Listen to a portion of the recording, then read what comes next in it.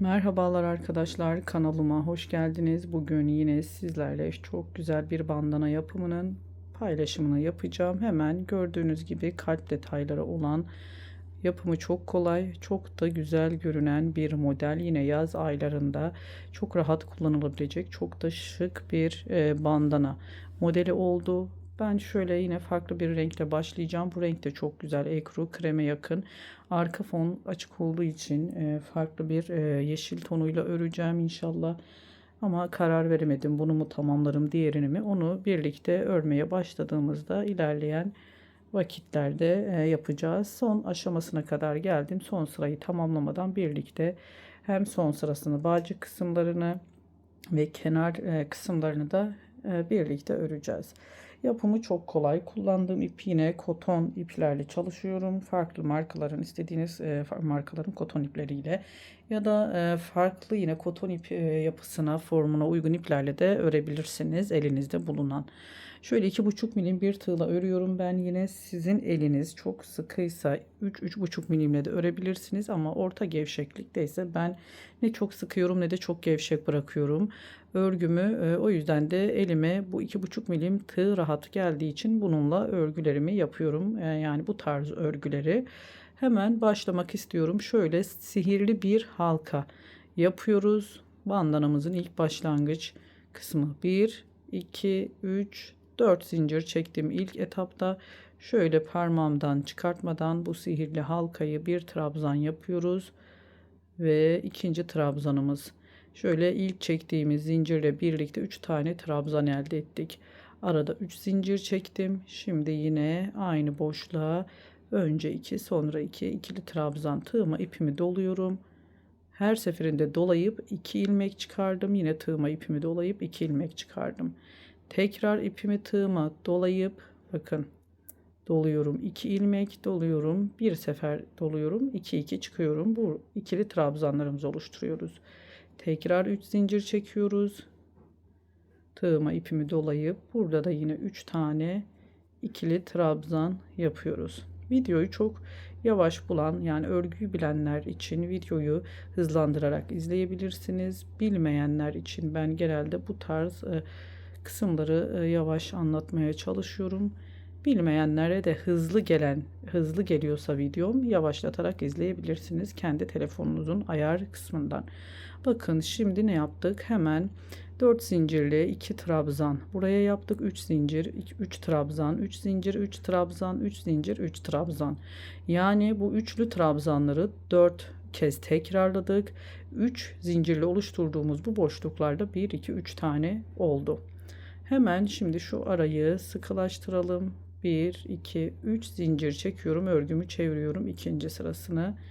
Hemen bu boşluğa, su taşı dediğimiz modelimizin ara boşluğuna 3 zincirli oluşturduğumuz bu boşluğa 3 trabzan, tekrar 3 zincir, yine aynı yuvaya 3 trabzan yapıyoruz. 1 2 3 zincir. Bakın burada 3 zincir çekmiştik. Tam bu 3 zincirin orta kısmı, yani ortasına, ikinciye şöyle ben zincir içerisine girip bir trabzan yaptım. 1 2 3 zincir. Hemen sıradaki su taşı modelimizin orta kısmına geçiş yaptık. Burada da yine 3 trabzan 3 zincir olarak ilerleyeceğiz. 3 zincir, 3 tane. Evet, kusura bakmayın, kapı çaldı arkadaşlar. Şöyle hemen devam edelim. Yine 3 trabzan yapıyoruz ve 1 2 3 zincir çekip yine geriye çevirdik örgümüzü. Yine 3 trabzan, 3 zincir, 1 2 3 zincir, 3 trabzan. Evet, şimdi ne yapacağız? Burada 1 2 3 zincir çekiyorum. Bakın burada alt sırada hemen şu tek trabzan yaptığımız tam tepesine trabzanın 2 3 4, 5, 6 tane ikili trabzan yapıyoruz bu kısma. 1, 2, 3 zincir çektim. Yine sıradaki su taşı modelimizin ortasına geldik. Yine aynı şeyi tekrarlayacağız. 3 tane ikili trabzan, 3 zincir çektim. 3 tane ikili trabzan yapıyorum. 1, 2, 3 zincir. Dönüşlerde hep 3 zincirimiz olacak. Yine hemen sıradaki yuvaya 3 tane ikili trabzan, 3 zincir. Yine 3 trabzan, 1, 2, 3 zincir çekiyoruz.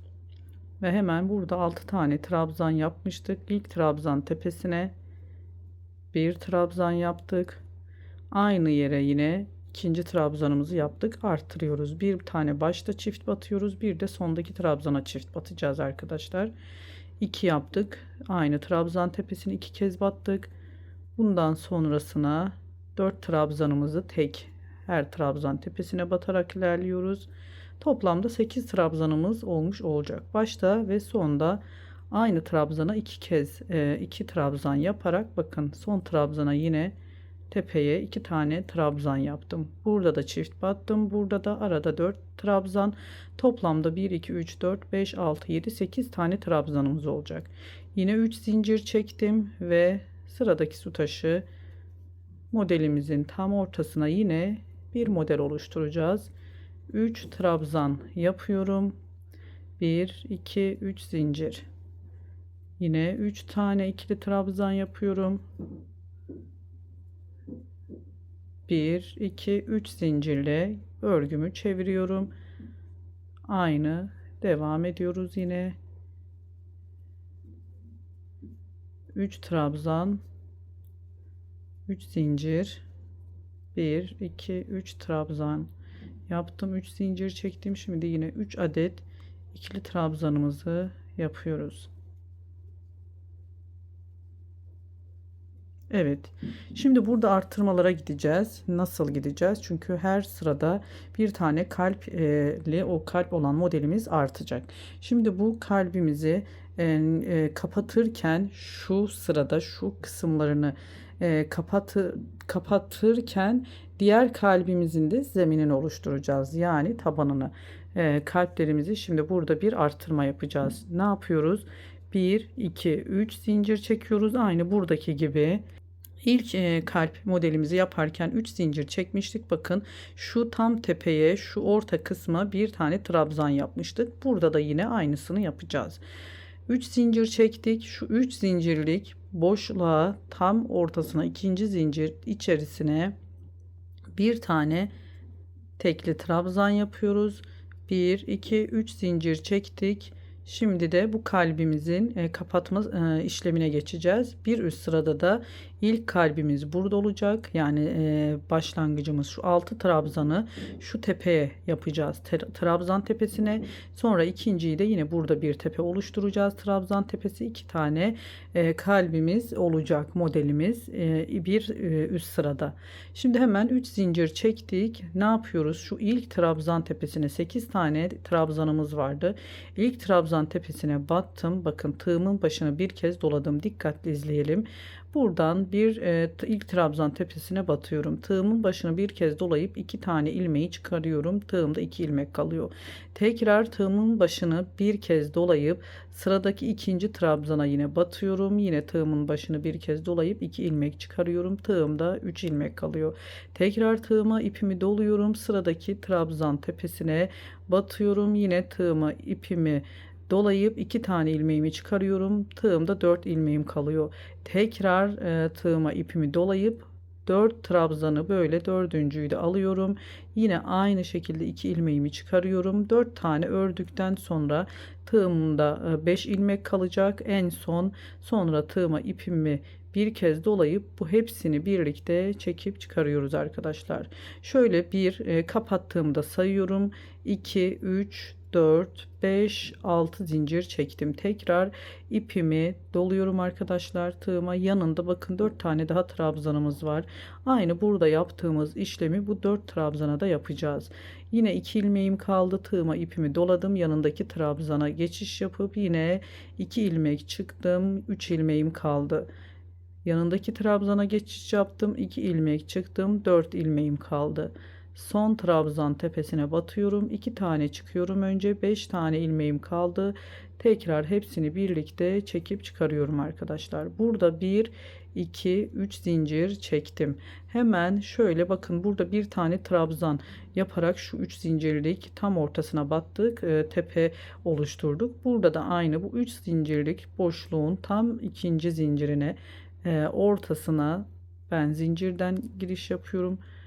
Bir tane trabzan yapıyoruz. 1 2 3 zincir çektim ve hemen su taşı modelimizi örmeye başlıyoruz. İlk bakın şöyle göstermek istiyorum. Kalbimiz oluştu. Bu görüntü gayet basit gördüğünüz gibi. Bundan sonra da yine birkaç sıra daha göstereceğim ben. Zaten 2-3 sıra ördükten sonra çözmesi yine çok basit. Aynı matematikle ilerleyeceğiz. Yani bu sıralarda ne yaptıysak üst sıralarda da aynısını yaparak modelimizi artırarak devam edeceğiz. Şimdi 3 zincirle yine geriye döndüm. 1 2 3 trabzan, 3 zincir. Yine yanına 1 2 3 trabzan yaptık.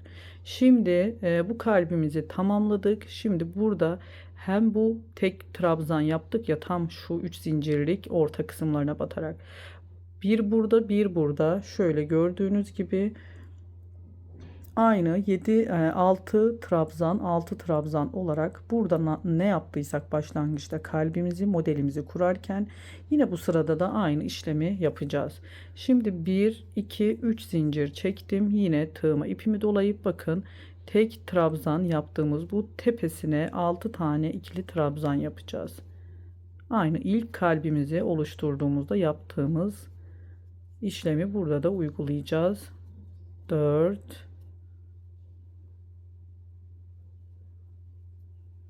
5 ve 6 tane trabzan. Şimdi ne yapıyoruz? 1 2 3 4 zincir çektim. Şurada oluşturduğumuz tam kalbin arasına 6 zincirlik bir boşluk oluşturmuştuk. Buraya sık iğne ile kapattım. 1 2 3 4 zincir çektim. Sıradaki tam şu tek trabzan yaptığımın o trabzanın tepesine yine 6 tane ikili trabzan. Bakın bu sırada 2 tane kalp modelimiz olacak. 4 5 6 tane ikili trabzanı yaptık. 1 2 3 zincir çektik. Sıradaki yine su taşı modelimizi kuruyoruz. 3 trabzan yapıyoruz. 1 2 3 zincir, yanına yine aynı yuvaya 3 tane trabzan yapıyoruz.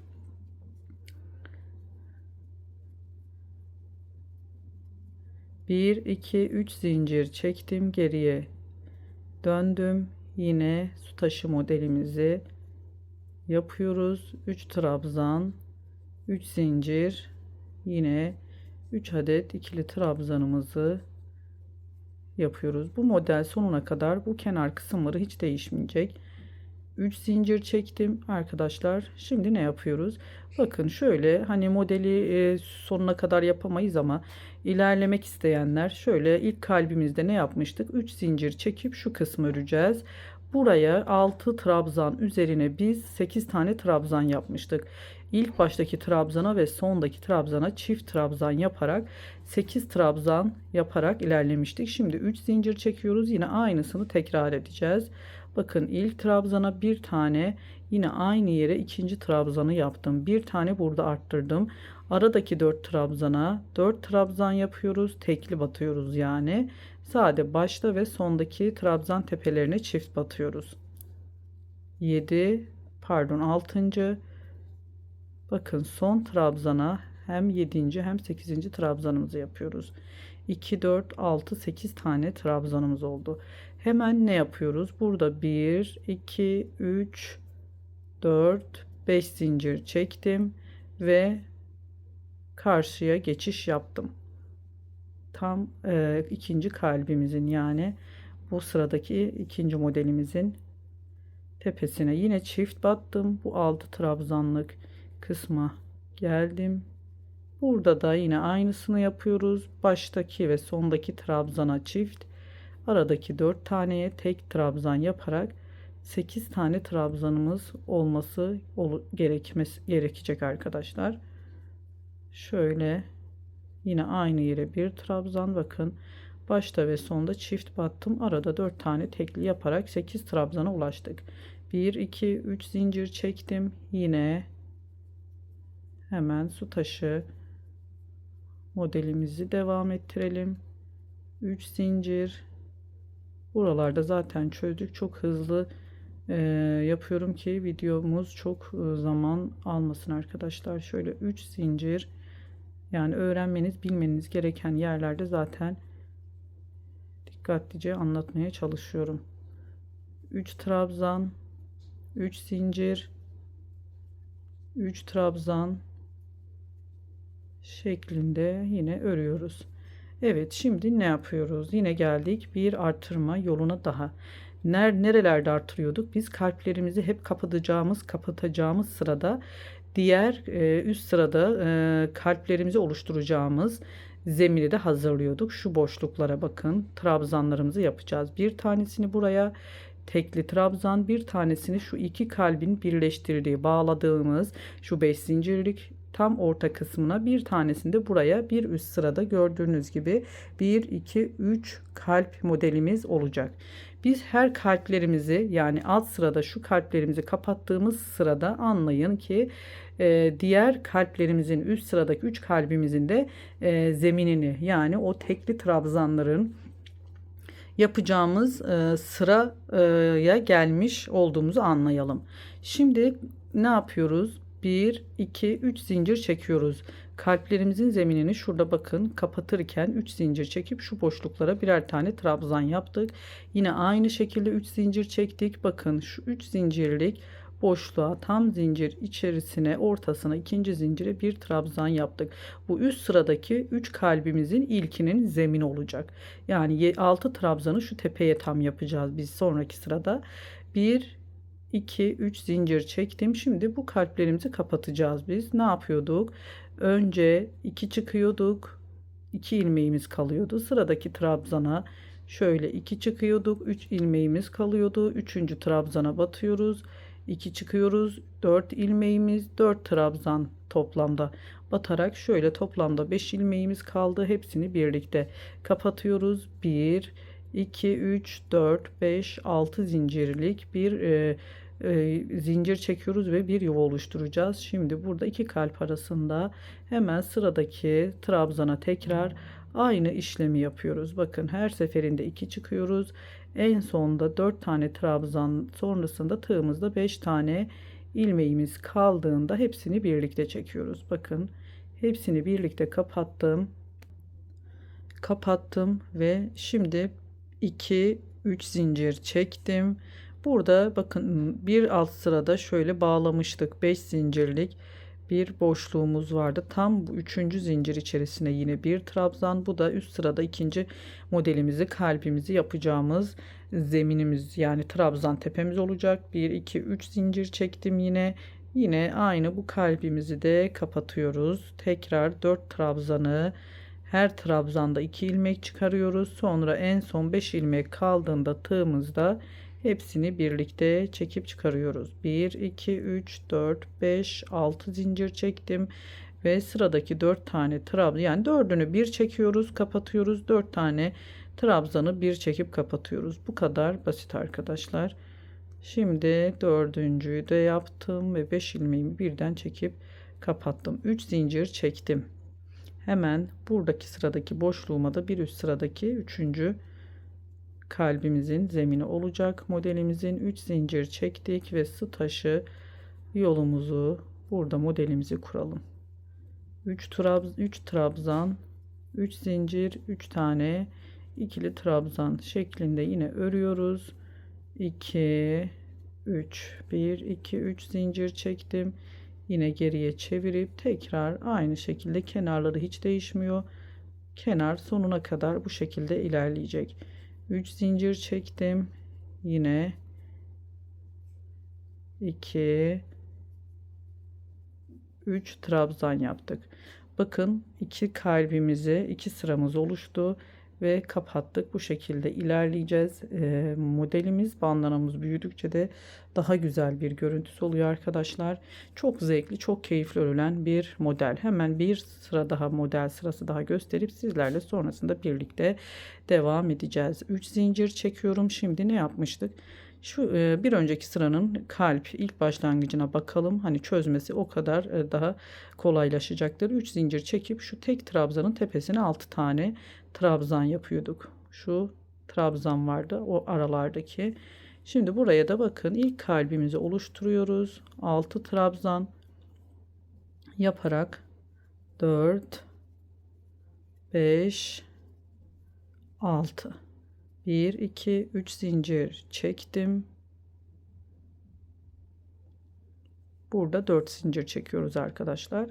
4 zincir çekip aynı şunu yaptığımız gibi bakın kalbi kapattığımızda şu arada 6 zincirlik yuvamıza burada 4 zincirlik kanatlar oluşturduk. Yani boşluklar. Yine biz o kısımlardayız. Bu boşlukları oluştururken 4 zincir çekiyorum ben. 1 2 3 4 zincir yine çektim.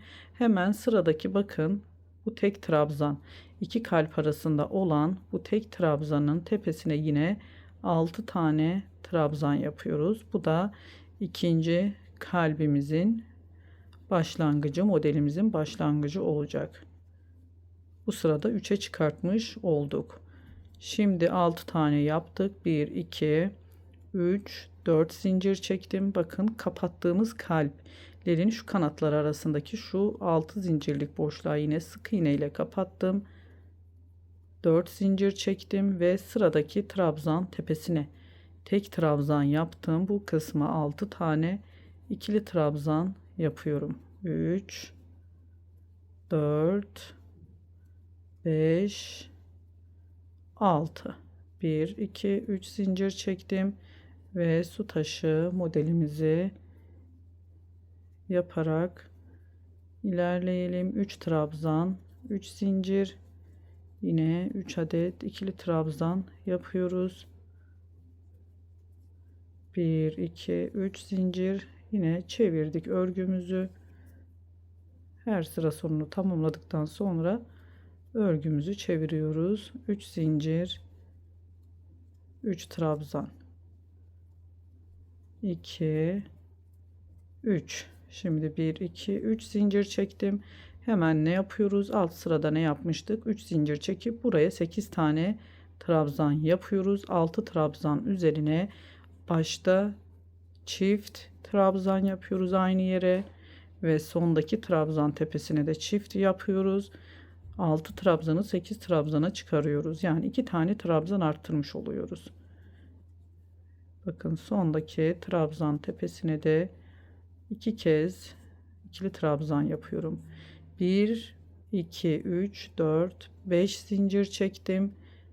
Bakın burada yine direkt karşıya geçtim. Aynı trabzan tepesine 2 tane, sonraki 4 trabzana tek batıyorum.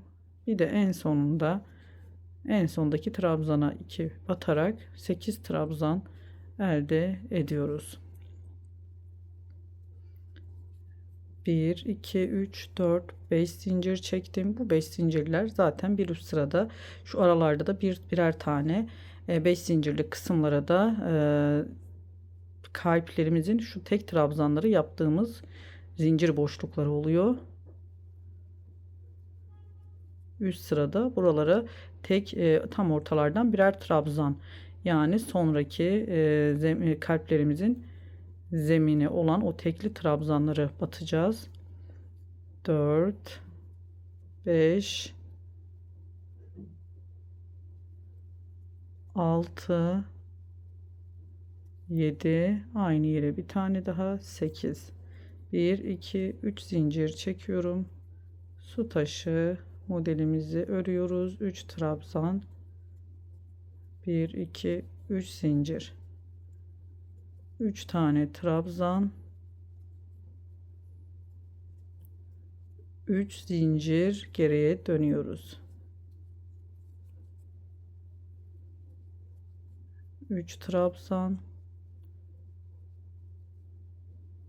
3 zincir,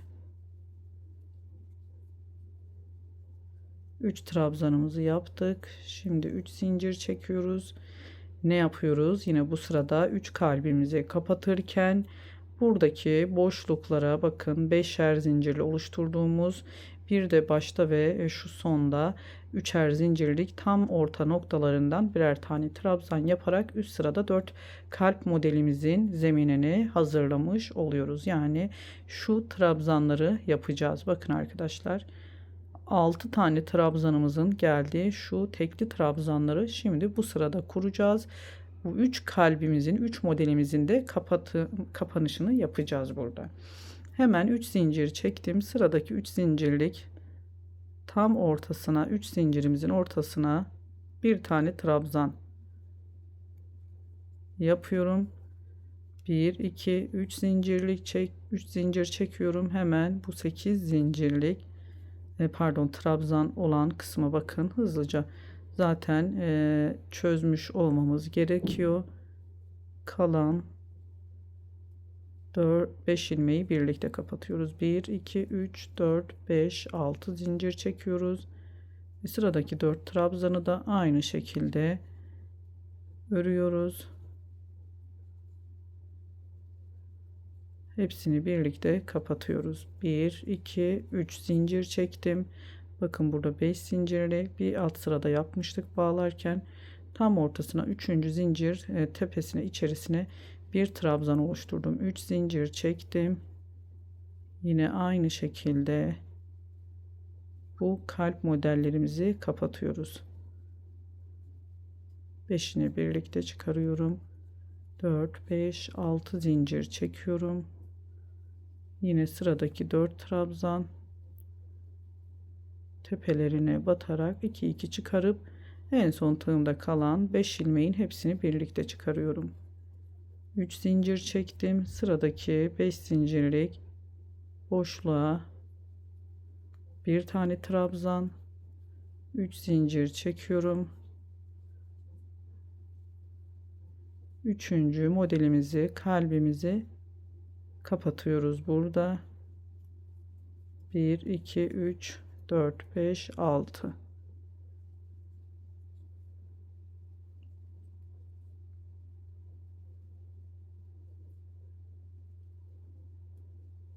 Hepsini kapattım. 3 zincir çektim. Bakın son üst sıradaki 4. kalbimizi kuracağımız bu tek trabzanı buraya yaptık. Şimdi su taşı yolumuzu yapıyoruz. 3 trabzan, 3 zincir, 3 trabzan, 3 zincir çekiyorum ve geriye çevirdim. Bakın örgümüz kendini daha çok belli etmeye başladı arkadaşlar. Çok çok güzel bir model. Bu rengi de çok sevdim. Bayıldım. Şahane bir renk oldu. Ben bunu devam ettireceğim sizlerle birlikte. Ta ki şöyle ölçü vermek istiyorum arkadaşlar. 1 2 3 4 5 6 7 8 9 tane kalp modelimizi tamamen yapalım, tamamlayalım. Bakın şöyle tamamlayalım. Ben 9 tane ideal olur diye düşündüm büyüklüğünü, ama dediğim gibi eliniz sıkıysa sizin bunu 10'a da yapabilirsiniz. Hem yandan 9 tane olacak. Bakın ben zaten 9 tane kalp zeminlerini hazırladım. 6 trabzanlık 1 2 3 4 5 6 7 8 9. Hem şöyle enden 9 tane modelimiz olana kadar ben öreceğim. Ama dilerseniz eliniz sıkıysa ya da daha büyük bele bağlamak için yapabilirsiniz fular olarak. Daha büyük isterseniz modeli aynı matematikle ilerleyerek 10-11 kalp modeli olana kadar da arttırarak devam edebilirsiniz. Bu şekilde devam edelim arkadaşlar.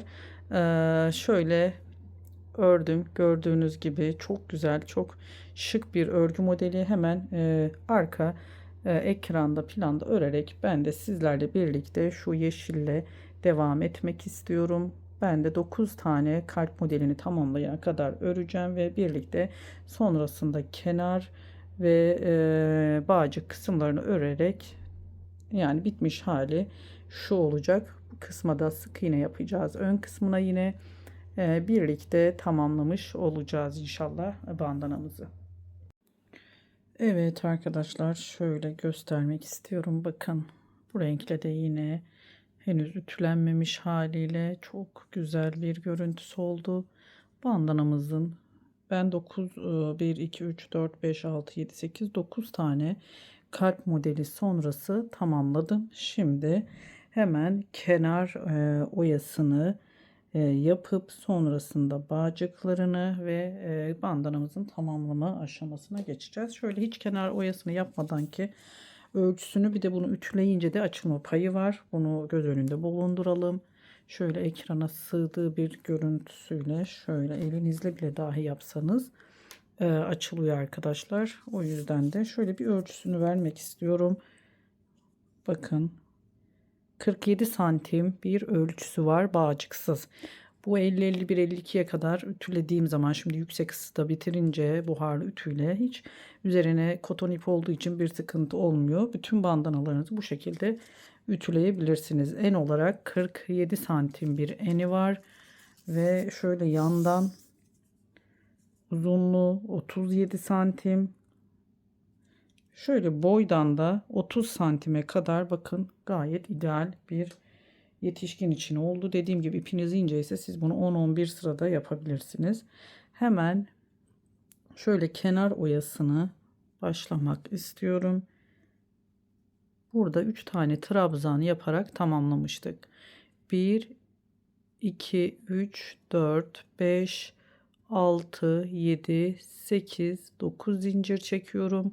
1 2 3 dördüncü zincir içerisine şöyle ikisine birden sık iğnemin, yani zincirimin içerisine batarak kapatıyorum. 1 2 3 4 5 6, ilk etapta 6 zincir çektim. Bakın şöyle elimle çeviriyorum. Burada oluşan şu pıtırcık tam ortasına sık iğne ile bir tane pıtırcık oluşturdum. İlk 6 zincir, sonra 5 zincir ile yine ikinciyi oluşturuyorum aynı boşluğa. Yine 5 zincirle son pıtırcığımı şöyle kaydırma ilmeği ile kapattım. 1 2 3 4 5 zincir çekiyorum ve tam şöyle su taşı modelimizin 3 zincirlik kenarlarda kalan o boşluğa kapatıyoruz. 1 2 3 4 5 6 7 8 9 zincir, 1 2 3 dördüncü zincirimize şöyle bir tane pıtırcık oluşturdum. 2 3 4 5 6, ilk 6 çektim, şöyle çeviriyorum ters tarafını ve bu orta kısmına bir tane 6 zincirlik, 2 tane de 5 zincirli oluşturduğumuz böyle pıtırcıklarımız, 5 zincir, sonuncusunu şöyle kaydırma ilmeğiyle kapatıyorum. 1 2 3 4 5 zincirle sıradaki köşe noktamızda oluşturduğumuz 3 zincirlik boşluklara sık iğne ile geçtik. 4 5 6 7 8 9 zincir, 1 2 3 dördüncü zincire yine sık iğne ile kapattım. 4 5 6 çeviriyorum ve hemen şöyle ortasına ilk tomurcuğumu, pıtırcığımı 6 zincirle, sonraki 2 tanesini 5 zincirle oluşturup böyle sık iğne ile kapattım ikisini. 5, sonuncuyu da kaydırma ilmeği ile kapatıyorum. 1 2 3 4 5, sıradaki boşluğa geçtim. Bu şekilde bir kenar oyası zaten çok kalpli bir model. Çok dolu dolu olduğu için çok böyle göz yaran, çok dolu bir nasıl diyeyim, örneği ağır bir kenar oyası yapmak istemedim. Böyle zincirlerle oluşturduğumuz, bakın 3 tomurcuktan, pıtırcıktan oluşan böyle minik kenar oyalarımız. Farklı bir kenar oyası da yapabilirsiniz. Siz tamamen sizin zevkinize kalmış. Benim bu çok hoşuma, çok kibar oldu. Dediğim gibi kalp modeli çok ağır ve dolu dolu olduğu için zaten bandanamızın e, gerçek kendi iç modeli, kenarlarında da böyle hafif göz yormayan bir oyayla örmek istedim. Bu şekilde şu kısma kadar gelelim. Yine arkadaşlar burada da yine yaptığım farklı bir şey değil. Aynı oyadan yine aynı köşe kısmına yapacağım bir tane, oraya kadar örelim. Ondan sonra burada yine birlikte örüp devam edeceğiz. Evet arkadaşlar, bakın şöyle çok güzel çıtı pıtı bir kenar oyası. Hemen bakın son köşe noktamı da battım. Burada yine 5 zinciri çekiyorum. Bu hani salkım file bandana dediğim modelim vardı. Ona benzer bir model. Bu arkadaşlar şöyle. Hemen burada ne yapıyoruz? 1, 2, 3, 4, 5, 6, 7, 8, 9. Normalde 9 zincir çekiyorduk. Buradaki oya kenarlarımıza 2 tane fazla çekeceğim. 11 zincir. 1, 2, 3, 4. zincire yine aynı şekilde batıyorum. Kapattım. 1, 2, 3, 4, 5, 6 zincir çektim ve çevirip hemen orta noktasına bir tomurcuk, 5 zincirle yapıyorum. Diğer ikisini yine kapattım. 1, 2, 3, 4, 5, 6, 7 zincir çekerek burada tam köşedeki, bakın ilk başladığım zincir çekerek başladığımız bu zincir içerisine, köşe noktasına kapattım sık iğne ile. 1, 2, 3, 4, 5, 6, 7, 8, 9. Şimdi yine aynı şekilde şu kısımlara batarak bu kenarda yaptığımız işlemin aynısını da burada yaparak bağcık kısmına kadar gelelim. Evet, sonuna kadar geldim. Tam bu köşeye geldikten sonra bir sık iğne bu boşluğa yapıyorum ki tam ortada olmuş olsun. 3 trabzan tepesine sık iğnemi yaptım ve burada bir bağcık oluşturacağım. Yine 4, 5, 6, 7, 8, 9, 10. Ben 60 zincir çekeceğim arkadaşlar. Siz dilediğiniz gibi bağcık zincirlerini ayarlayabilirsiniz. 60 zincir çekerek kaydırma ilmeğiyle aşağıya doğru ineceğim. 60 zincir çektim. Daha uzun seviyorsanız 70, 75, 80 zincir çekerek de yapabilirsiniz. Sık iğne ile de yapabilirsiniz. Kaydırma ilmekleriyle çoğu bandanamda bu bağcık çok hafif, çok da sağlam görüntüsü oluyor. Bu şekilde yaparak sonuna kadar ilerleyelim. Evet, sonuna geldim. Bakın hemen şu boşluğa sık iğne ile geçiş yaptım. 2 tane sık iğne, sonra hemen 3 trabzan, tepelerine sık iğne, bu ön tarafını sık iğne ile komple öreceğiz. 3 sık iğne yaptım. Bakın kalp modelimizi bitirdiğimizde buralarda oluşturduğumuz 3 zincirlik boşluklara 3 sık iğne, direkt şu iki kalp arasına 6 zincirle oluşturduğumuz yine boşluk içerisine 5 tane sık iğne ve yine kenarlarına hemen geçiş yapıyoruz. 3 sık iğne, 3 zincir içerisine 3 sık iğne yapıyorum. Bu kalp arasındaki 6 zincir içerisine 5 sık iğne yaparak burayı tamamlayacağız. 3 zincirlik bu kutuların içerisine 3 sık iğne, bu kalp arasındaki 6 zincirlik boşluğa 5 sık iğne. Bu şekilde sonuna kadar, diğer başa kadar sık iğne yaparak örüyoruz arkadaşlar. Sonrasında buraya geldiğimizde yine aynı bu boşlukta, neyse oraya kadar gelelim. Ben yine size göstereceğim. Bağcık ne tarafta, hani bağcık hangi tarafta oluşacak, o kısmı göstereceğim. Evet, boydan boya yaptım. Bakın, sık iğneyi eğer sizin eliniz çok sıkıysa bu aralarda 5 zincirlik olan kısmı 6, 4 de olabilirsiniz ama ideal oluyor. Çok sıkı olmadığı sürece gayet güzel devam ediyor arkadaşlar. Şimdi bakın, buradaki yine 3 trabzan üzerine sık iğne yapıp burada tam bu boşluğu doluyoruz